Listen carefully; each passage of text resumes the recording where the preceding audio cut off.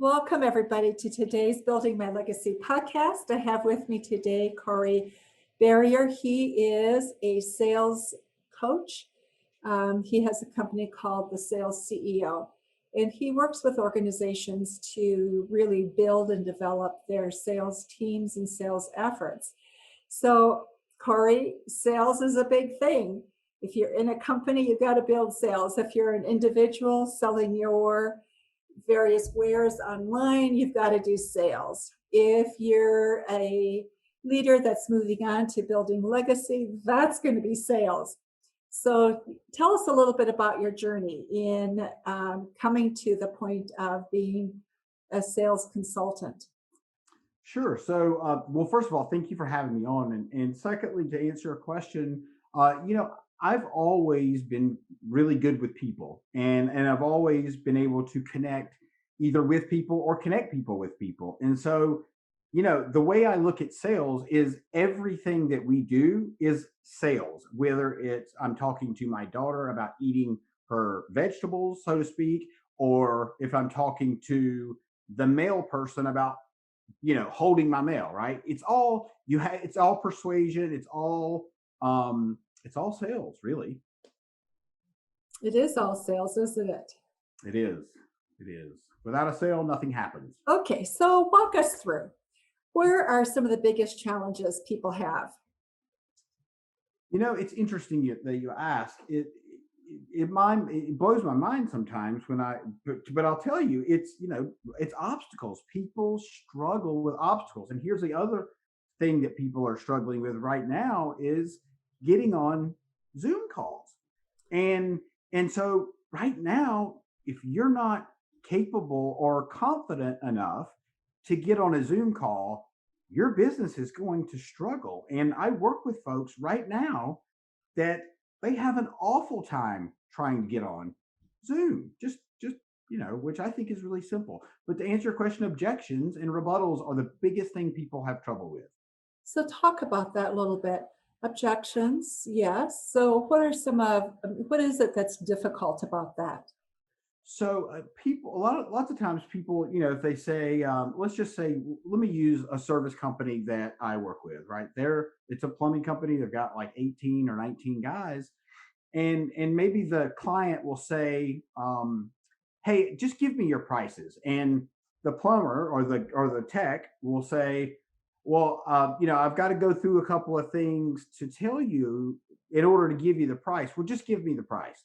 And so what happens is the tech just hands over the price. And the problem with that is you haven't built the value in order to give them the price, one. And two, if they're selling, let's just say a hot water heater, I'm just using that as a general example, and maybe they range between $200 and $3,000. Well, if I haven't asked you the right questions, I don't know what hot water heater you need. Maybe you've got 7 people in your house and the hot water runs out after the second person. That means you need a bigger water heater, right? And so if I don't ask good questions, I can't really serve you the way I need to serve you that's going to be beneficial for you, right? And it's you that I'm worried about, not me. And so I think lots of times people don't know how to overcome those objections. And really, they need to ask better questions, and they need to ask better questions in a sense that uh, they need to build the value. I mean, they need to build the value, and I don't think people understand that. So how do you know how to ask the right questions?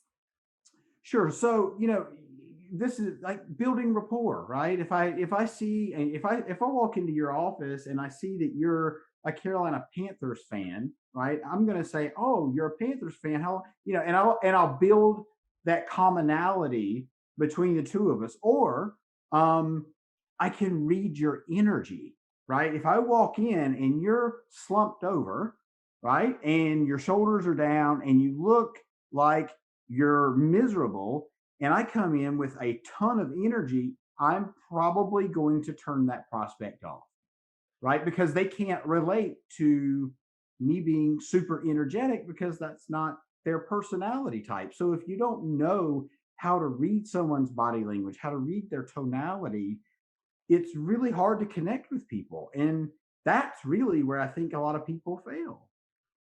Just in reading people. Absolutely. So how does reading people give you the ability to ask the right questions? Sure. It's all about building rapport. Is you know, like, and trust. So if you're my potential client, you need to know, like, and trust me in order to make a good, educated decision. And the Right. way that happens is I ask questions about you, and I don't talk all the time. And I think a lot of salespeople talk more than the prospect, and that's not. Prospect doesn't want to talk about you; they want to talk about them. So in the process of getting started, um, where do people, so I think we talk a lot about asking questions, right? Yes. And we hear that, but people don't do it. I think because they don't know how to do it. And will it get me, if I ask a question and it doesn't register with me in terms of what I understand or think that they need, then sometimes there's that disconnect. How do I make this? Where do I go next? Right? So is there a way you can kind of look at that so you can build a momentum so you have a conversation? Yeah, so I think here what I think you're referring to is incongruency. So if there's if I'm saying to you that I'm super excited to see you, but I look like I would rather be somewhere else, the customer or client they read that from you. They can read that you're not really, that you don't believe what you're saying. And so the second part of that is the reason people don't ask is because they're afraid. It's fear Okay. based. It's fear based, and they're afraid of rejection.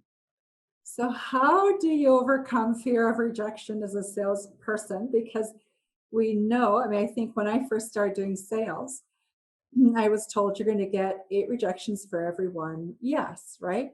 So when I go visit a client, I'd make a list, 8 visits, number one. And I go in knowing that maybe it would be a rejection, but if it wasn't, how fabulous, right? But when I left, if it was a rejection, I just put a line through it. I only have 7 more to go through, right? Sure. So It's so a let me mind put game.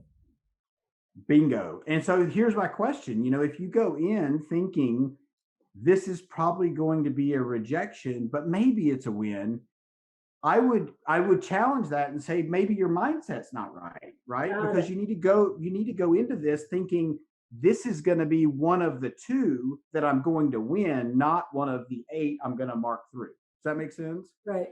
Yeah, no, it makes a whole lot of sense. I was What I was trying to say was that we fear rejection, but part of that pushback is a natural pushback. The question is, how do we deal with that pushback? Because the easiest thing to do is to put your head between your legs and leave and go, oh, you know what? Maybe I'm not so good at this, right? And and it has maybe not so much to do with you, maybe it does. It may also have a lot to do with the process and where the other person is and what they need to walk through. So it's that walking through. How do you ask the questions so you get your client to go on the journey with you so they can make a decision? So great question. Here's a couple of things. So if you say to me, just leave me the pamphlet, and I'll call you tomorrow, right?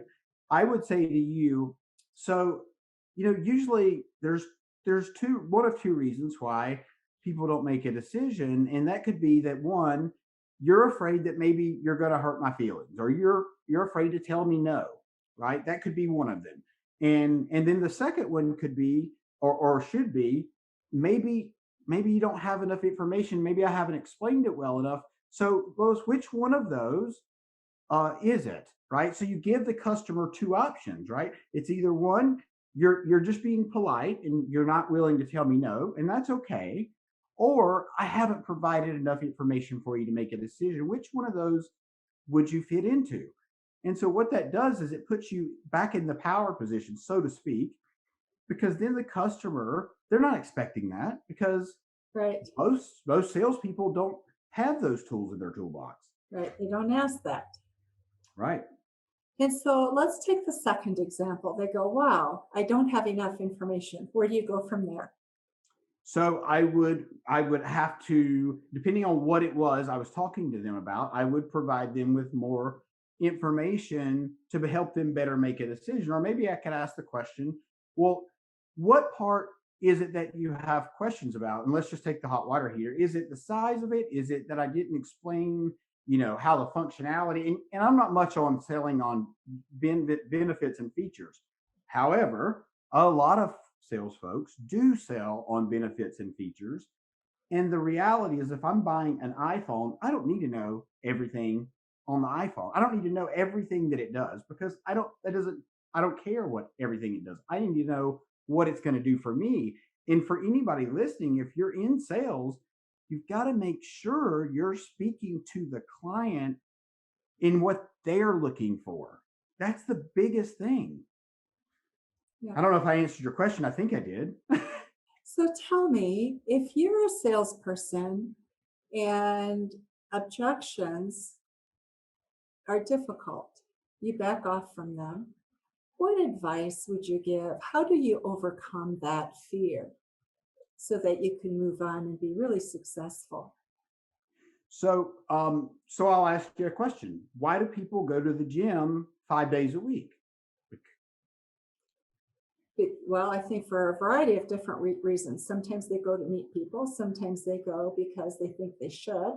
Sometimes they go because their health plan gives them a deduction if they do, and they'll go and read a book for the hour that they're supposed to be exercising, and then they go home.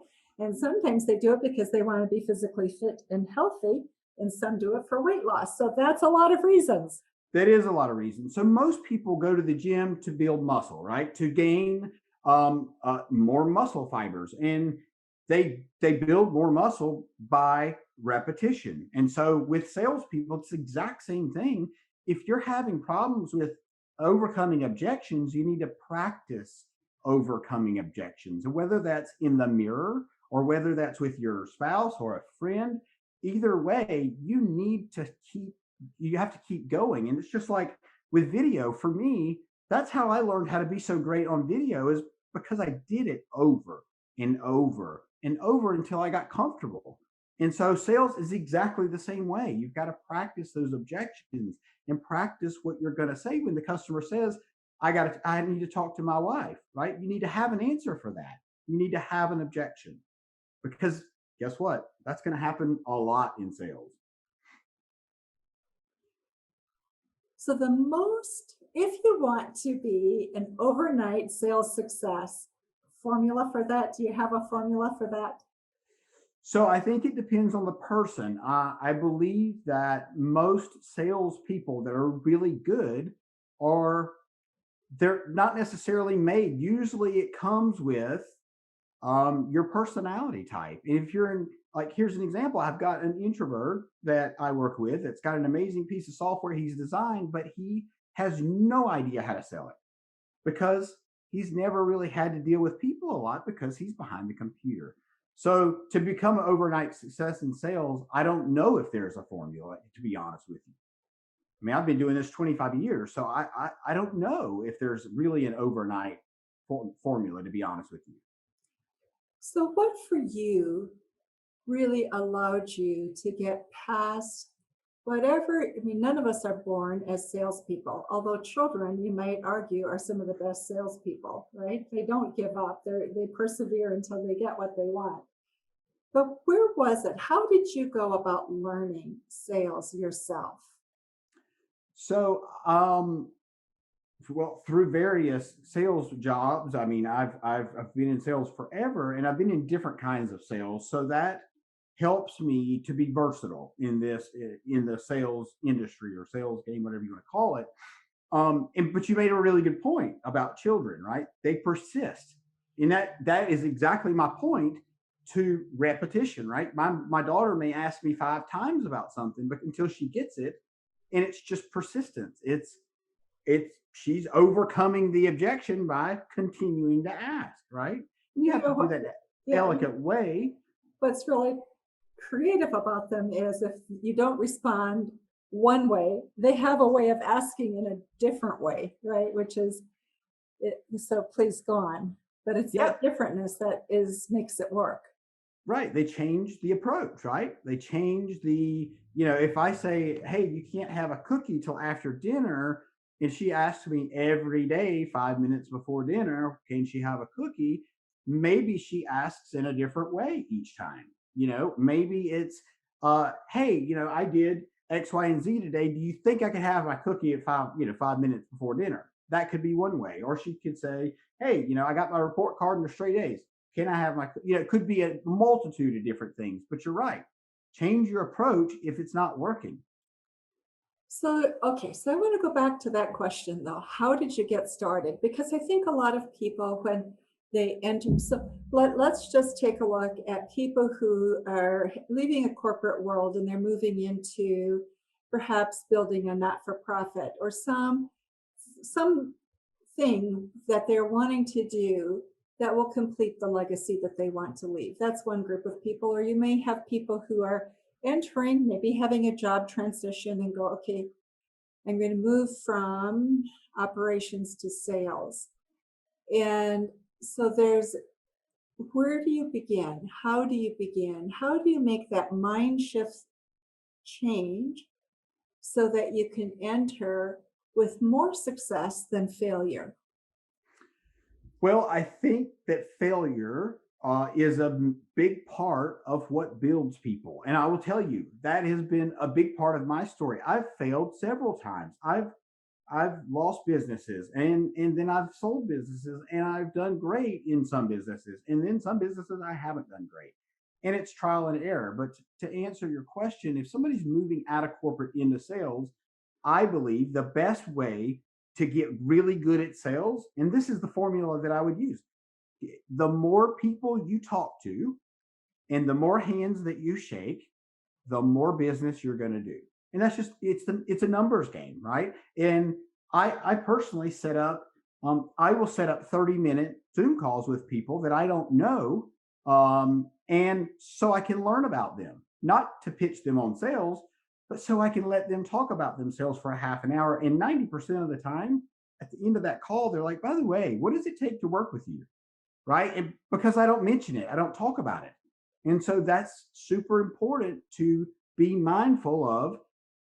Think about how you would want to be treated if you were being sold to, right? And put yourself in your customer's shoes. That's the biggest thing that I would say that people need to learn is, it's not about you, it's about the customer and it's about what they want, not about what you want.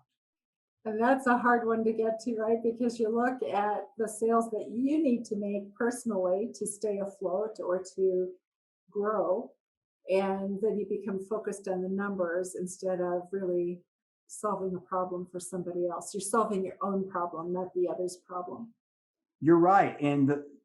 You're right. And I will tell you, you're most likely going to hit a brick wall if you go about it that way. And it comes back down to, why are you doing it? Are you getting into sales for the money, or are you getting into sales to help people?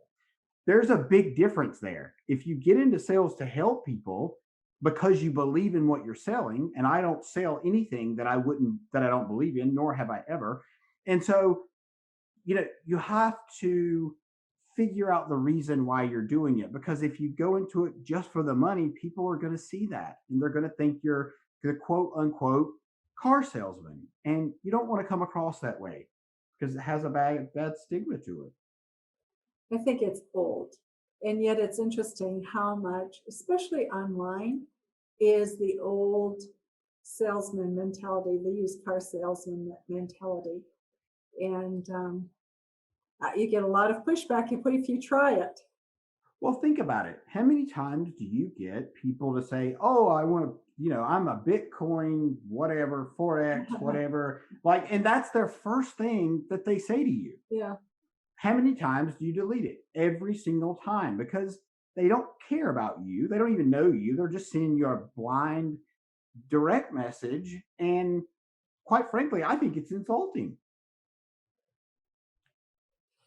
So if you want to be a champion salesperson, what is your number one recommendation to somebody? You've got some experience, you know what you're doing, and you just really want to knock it out of the park. The biggest tip that I can give you is build rapport with your client or customer. Learn about them, learn what they like, listen. And listen, and when I say listen, it may sound like, but actively listen. And here's the difference, right? If I'm actively listening, then that means I'm listening to everything that you're saying without thinking what I'm going to say next. Because if I'm thinking about what I'm going to say next, I'm not really listening to you. That is so true, isn't it? And I think when we're insecure or we are afraid of quotas or so-called failure, that I'm not going to meet the targets that I'm expected to, we tend to run scripts in our mind as to how we can sell rather than how we can be compelling to the other individuals. So I think it's so true. Some of the biggest mistakes you've seen people make. I think I would say the biggest mistake salespeople make is they don't qualify who they're talking to. And what I mean by that is they don't ask. It goes back to asking really good questions, and it still circles back to being interested in your client, not interesting, right? You don't want to be interesting. You want to be interested, because your client wants you to be interested in them, not interesting, right? And so I think a lot of people fail when they at that point. I really do believe that is the chokehold in fear. And it comes down, and it all dwindles down to I don't know if I can make this sale with you because I'm not confident, right? And I've dealt with that. And salespeople still, I've been doing sales forever, and I still deal with fear from time to time, for sure. If you've got a massive deal on the line, I think it's only natural to think this is going to suck if it falls through, Yeah, that is so true. We create our own little pressure box and then hope that the world will respond or not notice, perhaps. And when we're not confident, everybody knows. Yes, goes back to the incongruency, right? 1000% it does. So, Corey, we are almost at the end of our podcast. And so, things we've missed, things that you think the audience should know about, what might that be? I would say, some of the most important things that we've talked about, and I don't know that we've missed anything right off the top of my head, but you need to learn how to build rapport. And again, let me go back through that. In building rapport, this is actually something I did miss. Let me break building rapport down for you really quick. So when you're building rapport, there's 3 parts to that, okay? There's body language, which means how you're standing, if you're moving your hands, your facial expressions. That's 55% of how people communicate. Here, the second part of that is tonality. That's 38%, I believe it is 37 or 38% of how people communicate. So if you do the math there, that's like 93% of communication.